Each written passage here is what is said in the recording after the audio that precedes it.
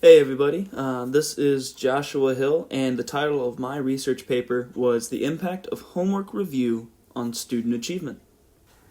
So the research question that kind of drummed up this whole thing was, how can the way that I review my students' homework assignments have an impact on their performance in class and on assessments? When I think back to my high school days, I know that I never really saw the value of the homework that I was assigned because the teacher didn't really do anything other than look and see that I did it, maybe work through one or two problems, and then move on.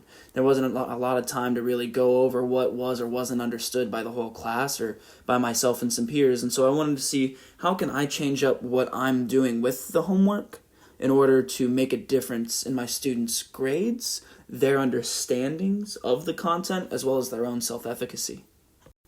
Now, the method by which I hoped to conduct this research was to administer a student survey before the third unit assessment of the second semester, collect those assessment scores for that third unit assessment, and then interview 3 students from each class, 1 low achieving, 1 mid achieving, and 1 high achieving student, just to get some qualitative data to back up their survey responses and then kind of pair that up with those assessment scores.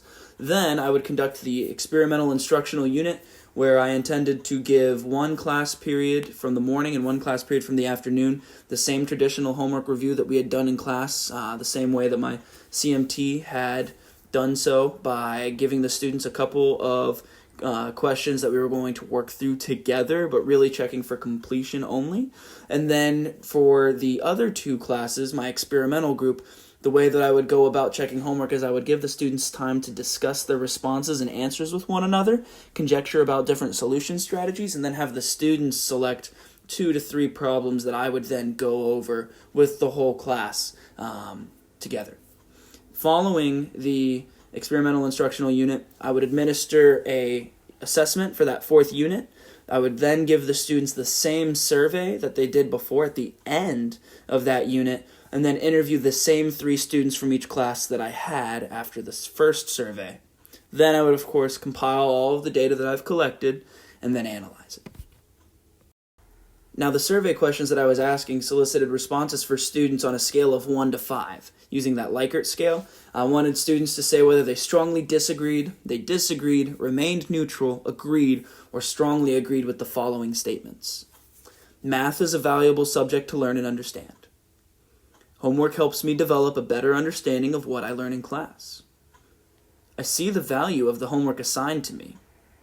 I spend an adequate amount of time on my homework and studying for math. And lastly, I believe that I'm good at math. I think that seeing the students' responses to these questions would give me a solid picture of how they felt about their performance in math classes, how they felt about the value of homework and what they were doing with it, as well as how they perceived themselves.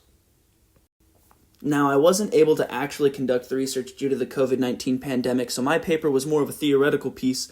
So here are some anticipated results that I drummed up for the sake of discussion and presentation. I hypothesized that my experimental groups would see an increase in performance by about 5%, comparing their 3rd unit assessment to their 4th unit assessment, as demonstrated by the graph on the right. It was also then my hypothesis that my control groups would still see a little bit of an increase in performance overall due to familiarity with the content, as well as familiarity and comfortability with the types of assessments that I was implementing throughout my student teaching experience. Similarly, in the tables to the left, you'll see the anticipated results of the post-survey following the 4th instructional unit from my control and experimental groups. If we take a look at where it says P1 and P3, that would be my experimental group. Those students strongly agreed with all statements that were a part of the survey that I gave out, displaying high levels of self-efficacy, high levels of understanding of what the expectations were. They all believed that they would actually get some value out of the homework because they were given that time to discuss their solution strategies with one another, and they also got to guide what problems I went over. But then if you take a look at where it says P2 and P4, that second table on the bottom, that would be my control group, where students still saw math as a valuable subject and agreed that the homework helped them some.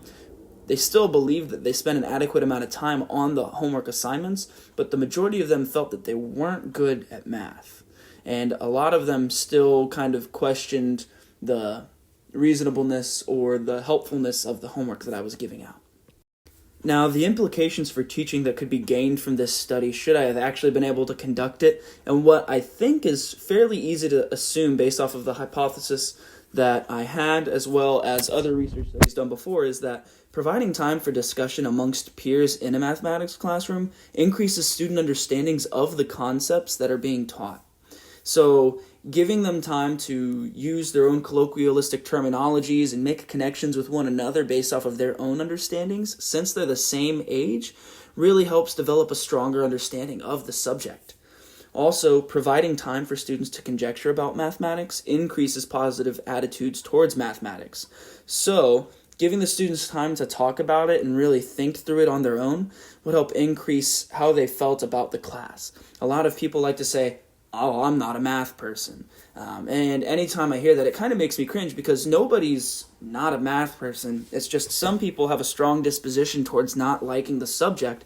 And I think that's due to the time that students aren't given time to struggle productively and really work through it themselves. Similarly, the culture created through allowing and promoting respectful discourse increases student participation and decreases classroom management issues. It was my wholehearted belief that while conducting this study, I would see classroom management issues start to subside in my experimental group, and I would also begin to see my students participating more readily as we developed a respect for rough draft talk and conjecturing about the mathematics together.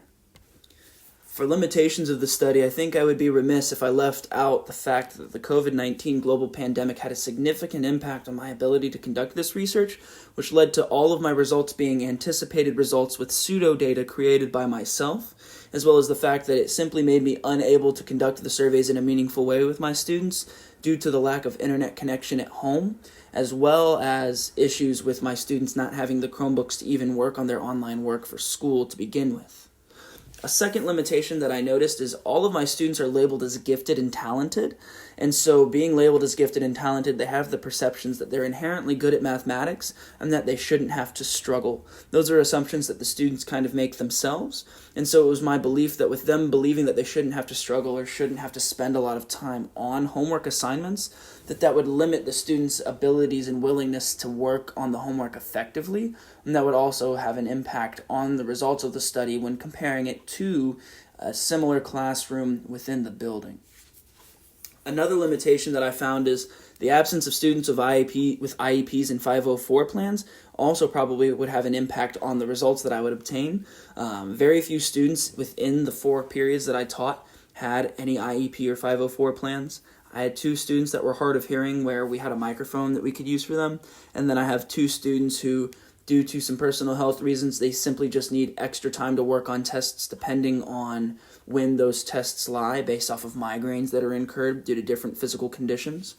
And so without having a lot of students with IEPs and 504s, I think it decreases the variability of the student makeup and therefore makes it harder for us to try and take the results that I have made and translate it into a typical Northwest Ohio classroom. Another limitation that I found is the length of the study.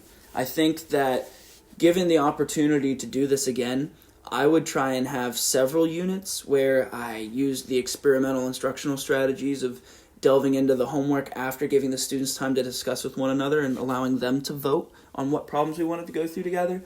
I think having 2 to 3 units worth of, or about a month and a half to 2 months worth of data, and 3 assessments to really compare the growth and see the prolonged impact, and if there was some sort of ceiling on the growth or the impact that might have within the classroom would have been handy. Overall, though, I had a wonderful time anticipating doing the study with my students and making plans for who it was I was hopefully going to interview based off of the assessment performances, and I'm very disappointed that I didn't have the opportunity to follow through with it this year.